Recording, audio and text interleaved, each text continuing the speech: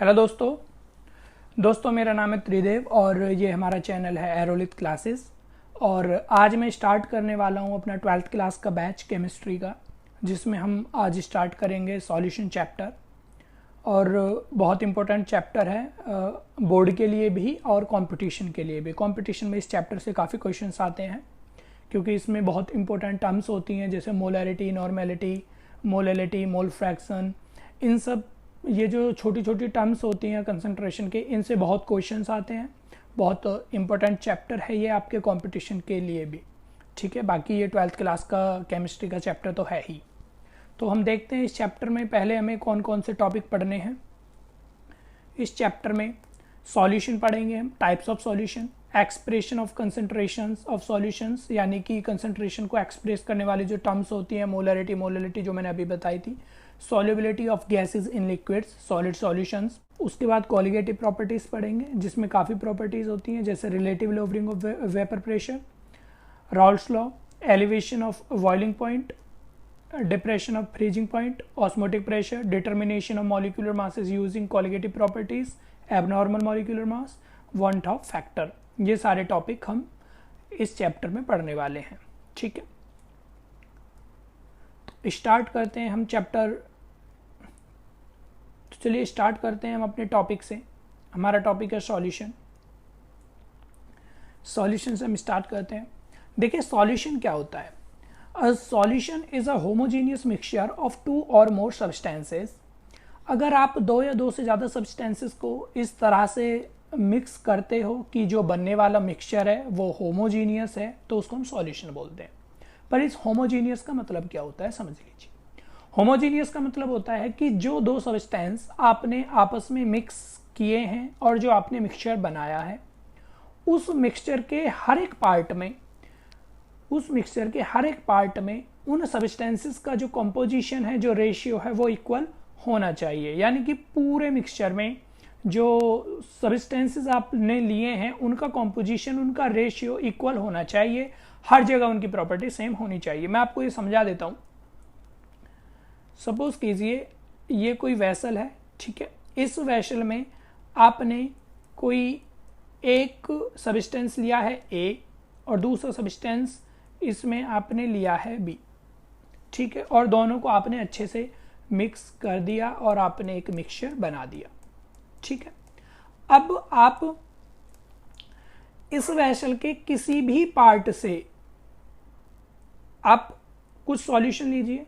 उस सॉल्यूशन में माना जो आपने सब्सटेंस मिलाया था उसकी X क्वांटिटी है इस पार्ट में और B की Y क्वांटिटी है इस पार्ट में, ठीक है। तो इस पूरे मिक्सचर के मैं किसी भी पार्ट से अगर सॉल्यूशन लेता हूं, किसी भी पार्ट से अगर मिक्सचर लेता हूं, सपोज करो इतना पार्ट मैंने यहां लिया है, इतना ही पार्ट अगर मैं यहां से लेता हूं, तो इस पार्ट में भी मुझे एक सब्सटेंस की यानी कि A की क्वांटिटी X और B की क्वांटिटी Y मिलनी चाहिए। यानी कि इसका मतलब ये है कि पूरे वेसल में जो मिक्सचर है उसमें A और B का जो कंपोजिशन है, जो रेशियो है, वो इक्वल होना चाहिए और प्रॉपर्टी भी सेम होनी चाहिए। यानी कि इस पार्ट में जो सॉल्यूशन है उस पार्ट की डेंसिटी जितनी होगी उतने ही पार्ट की इधर भी डेंसिटी उतनी ही होनी चाहिए। तो ये मतलब होता है होमोजीनियस का, यानी कि पूरे मिक्सचर में जो सब्सटेंस हैं उनका कंपोजिशन यूनिफॉर्म होना चाहिए। समझ में आ गया? तो आगे चलते हैं। बाकी जो हमारे सब्सटेंस होते हैं, जो हमने सब्सटेंसेस लिए हैं, उन सब्सटेंसेस को उस मिक्सचर का कंपोनेंट भी कहते हैं। Those substances are called component of mixture, ठीक है। और सॉल्यूट और सॉल्वेंट भी कहा जाता है, उस पर हम बाद में आएंगे, ठीक है।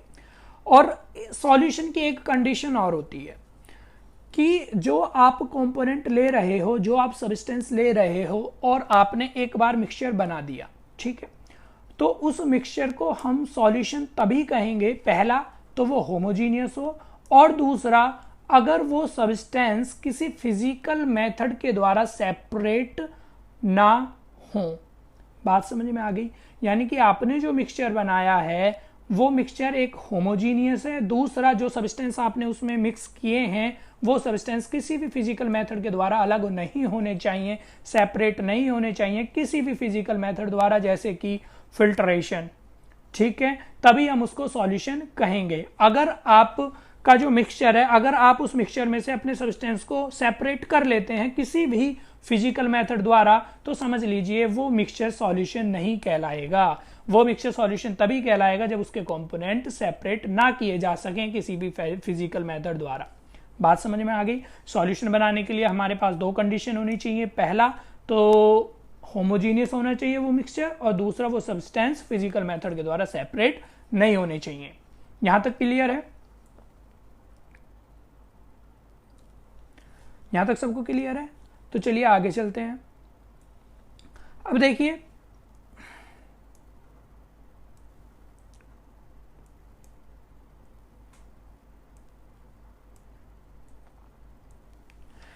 सॉल्यूशन का अगर हमें क्लासिफिकेशन करना हो तो सॉल्यूशन का क्लासिफिकेशन अलग अलग बेसिस पे अलग अलग तरीके से किया जा सकता है। ठीक है, कुछ क्लासिफिकेशन हम आगे पढ़ेंगे, जैसे आइडियल सॉल्यूशन क्या होते हैं, नॉन आइडियल सॉल्यूशन क्या होते हैं, ये सब हम आगे पढ़ेंगे। पर फिलहाल ये देखिए, अगर हम सॉल्यूशन का क्लासिफिकेशन करते हैं कंपोनेंट के बेस पे तो किस तरह से होता है। नंबर ऑफ कंपोनेंट के बेस पे हम सॉल्यूशन का क्लासिफिकेशन कर सकते हैं। मतलब आप जो मिक्सचर बना रहे हैं उस मिक्सचर में आपने कितने कंपोनेंट लिए हैं, कितने प्रकार के सब्सटेंस आपने लिए हैं, उसके बेस पे हम सॉल्यूशन को डिवाइड कर सकते हैं। जैसे अगर आप दो कंपोनेंट लेते हैं तो आपका जो सॉल्यूशन है वो कहलाएगा बाइनरी सॉल्यूशन। एग्जांपल, जैसे आपने वाटर लिया और वाटर में आपने शुगर ऐड कर दी, तो उसमें आपने दो कंपोनेंट लिए हैं, एक वाटर और एक शुगर, तो उसको हम कहेंगे बाइनरी सॉल्यूशन। और इस चैप्टर में हम बाइनरी सॉल्यूशन के बारे में ही पढ़ते हैं। बाकी अगर आप तीन कंपोनेंट लेते हैं तो सॉल्यूशन कहलाता है टर्नरी सॉल्यूशन, और अगर आप चार कंपोनेंट लेते हैं तो आपका सॉल्यूशन कहलाता है क्वाटरनरी सॉल्यूशन। बात समझ में आ गई? तो देखिए, अब आते हैं हम सॉल्यूट और सॉल्वेंट पे। जब हम कोई बाइनरी सॉल्यूशन बनाते हैं तो बाइनरी सॉल्यूशन के लिए हम दो सब्सटेंस लेते हैं, दो कंपोनेंट लेते हैं, उनमें से एक कंपोनेंट सॉल्यूट होता है और एक कंपोनेंट सॉल्वेंट होता है। पर सवाल यह है कि कौन सा कंपोनेंट सॉल्यूट होगा और कौन सा कंपोनेंट सॉल्वेंट होगा। जनरली हमारे पास दो मेथड होते हैं जिससे हम ये पता लगा सकते हैं कि कौन सा सॉल्यूट होता है और कौन सा सॉल्वेंट होता है। एक तो सबसे सिंपल मेथड होता है, ऐसा कंपोनेंट जो सॉल्यूशन के अंदर ज्यादा मात्रा में उपस्थित है, लार्जेस्ट क्वांटिटी में उपस्थित है, उसको हम सॉल्वेंट कहते हैं, और जो लेसर क्वांटिटी में है, जो कम मात्रा में उपस्थित है, उसको हम सॉल्यूट कहते हैं। A component which is present in largest quantity is called the solvent. The component which is present in a lesser quantity is termed as solute. यहां तक समझ में आ गई। इस मेथड को हम जनरली यूज करते हैं जब हमारे कंपोनेंट सेम फिजिकल स्टेट में होते हैं। फॉर एग्जांपल, आपने इथाइल अल्कोहल या इथेनॉल का एक्वा सॉल्यूशन बनाया है, जिसमें आपने 20% इथेनॉल डाला है और 80% वाटर डाला है। तो उसमें दोनों ही जो हमारे कंपोनेंट है वो लिक्विड स्टेट में है। तो इसमें हम क्या करते हैं कि इथेनॉल की क्वांटिटी 20% है, वाटर की क्वांटिटी 80% है। तो इसमें जो वाटर है वो ज्यादा मात्रा में उपस्थित है, इसलिए यहाँ पे वाटर हमारा क्या होगा, सॉल्वेंट होगा, और जो इथेनॉल है, इथाइल अल्कोहल है, वो हमारा सॉल्यूट होगा। ठीक है, इसका दूसरा मेथड भी होता है हमारे पास, जब कंपोनेंट डिफरेंट फिजिकल स्टेट में होते हैं। जैसे एक लिक्विड हो गया, एक सॉलिड हो गया, एक सॉलिड हो गया, एक गैस हो गया, एक गैस हो गया, एक लिक्विड हो गया। इस तरह से अलग अलग अगर स्टेट में होते हैं तो हम क्या करते हैं, देखिए, माना आपके पास दो कंपोनेंट है, एक सॉलिड है और एक लिक्विड है। आपने सॉल्यूशन बना दिया। जो आपका सॉल्यूशन बना है, आप उस सॉल्यूशन की फिजिकल स्टेट देखिए क्या है। अगर उस सॉल्यूशन की फिजिकल स्टेट किसी भी कंपोनेंट की फिजिकल स्टेट से मैच कर जाती है, उस कंपोनेंट को हम सॉल्वेंट कहते हैं। सपोज आपने वाटर लिया, आपने शुगर ली, वाटर और शुगर को आपने ऐड किया, मिक्सचर बनाया, तो आपका जो मिक्सचर बना है उसकी स्टेट क्या है। जो आपका मिक्सचर बना है वो लिक्विड स्टेट में बना है, और आपने जो कंपोनेंट लिए थे, शुगर ली थी, वो सॉलिड होती है, वाटर लिया था वो लिक्विड होता है। तो आपका मिक्सचर जो है, आपका सॉल्यूशन जो है, वो भी लिक्विड स्टेट में है और आपका जो वाटर है वो भी लिक्विड स्टेट में है। इसका मतलब जो हमारा वाटर है उसको हम सॉल्वेंट कहेंगे और जो दूसरा कंपोनेंट होता है उसको हम सॉल्यूट कहेंगे। मतलब the component whose physical state is taken by final solution is called solvent while another component is called solute। यानी कि जिस कंपोनेंट की फिजिकल स्टेट को सॉल्यूशन अपना लेता है उस कंपोनेंट को हम सॉल्वेंट कहते हैं और दूसरे कंपोनेंट को हम सॉल्यूट कहते हैं। आपको ये चीज क्लियर हुई या नहीं हुई? अगर आपको इसमें कोई डाउट रह जाता है तो आप मुझे कमेंट सेक्शन में जरूर बता देना। बाकी हम आगे चलते हैं।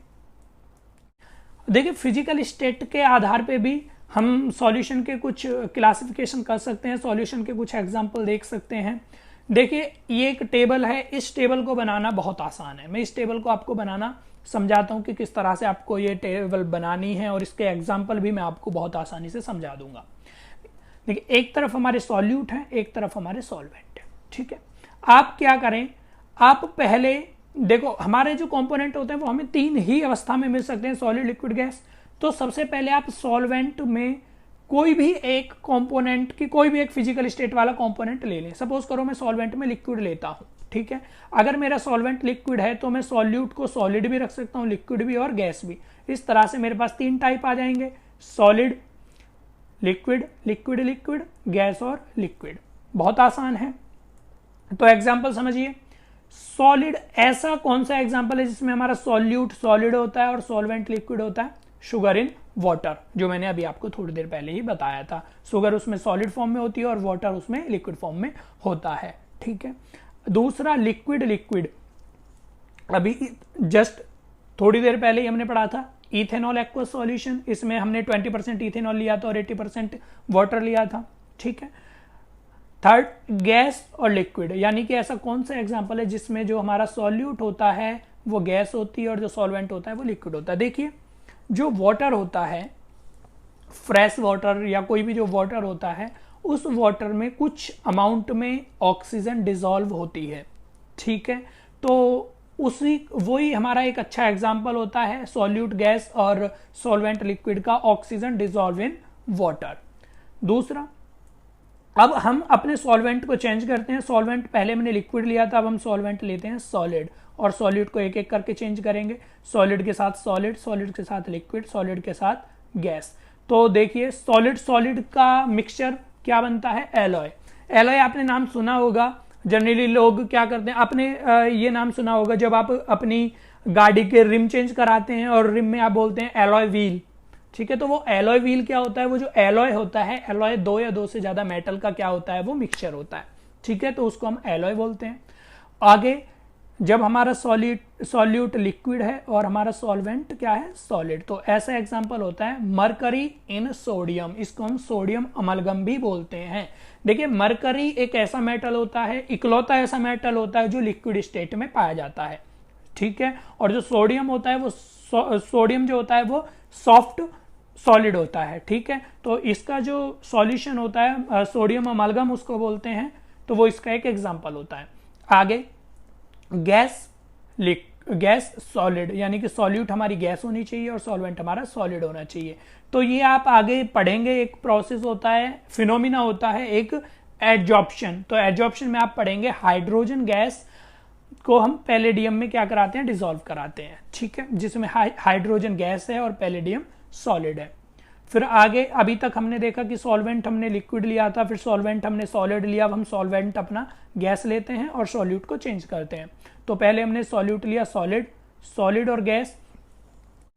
तो देखिए, हम जो पॉल्यूशन मेजर करते हैं, पॉल्यूशन कैसे मेजर करते हैं? हम देखते हैं कि जो एयर है उस एयर के अंदर डस्ट पार्टिकल कितने प्रेजेंट हैं, किस तरह से वो प्रेजेंट हैं। तो इस तरह से हम पॉल्यूशन को मेजर करते हैं।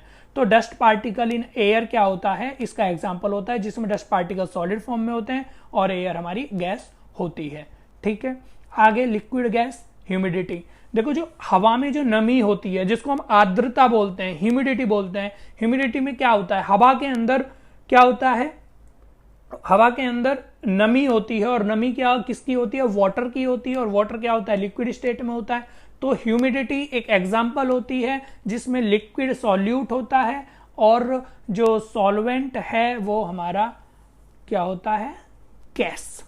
और लास्ट एग्जाम्पल जिसमें सॉल्यूट गैस होती है और सॉल्वेंट भी गैस होती है। इसके तो बहुत सारे एग्जाम्पल होते हैं, जैसे हमारे एटमॉस्फेयर में हमारा क्या होता है, नाइट्रोजन और ऑक्सीजन ज्यादा मात्रा में मिलते हैं, या फिर कोई भी आप गैस का मिक्सचर बना सकते हैं जैसे नाइट्रोजन एंड ऑक्सीजन। तो ये एक टेबल है, आपको आशा करता हूं कि आपको ये समझ आई होगी। आपको इसको रटना नहीं है, बस आपको इसको समझना है। आपको सॉल्वेंट फिक्स रखना है, लिक्विड लिक्विड लिक्विड, सॉल्यूट को चेंज करना है, फिर सॉल्वेंट को फिर से सेम रखना है जैसे सॉलिड, फिर गैस, और सॉल्यूट को आपको चेंज करते रहना है। और एग्जाम्पल आप अपनी डेली लाइफ से भी देख सकते हैं, तो आप ज्यादा कोशिश करें जो आपके आसपास जो एग्जाम्पल होते हैं आप उनको इसमें मेंशन कर दें। तो ये एक टेबल होती है। बाकी आगे हम पढ़ेंगे, जो नेक्स्ट हमारा टॉपिक होगा वो हम पढ़ेंगे कंसंट्रेशन से रिलेटेड जो टर्म्स होती हैं, मोलरिटी, मोलैलिटी और मोल फ्रैक्शन, नॉर्मेलिटी, ये सब टर्म्स हम पढ़ने वाले हैं। बहुत इंपॉर्टेंट होती हैं वो, क्योंकि वो एग्जाम में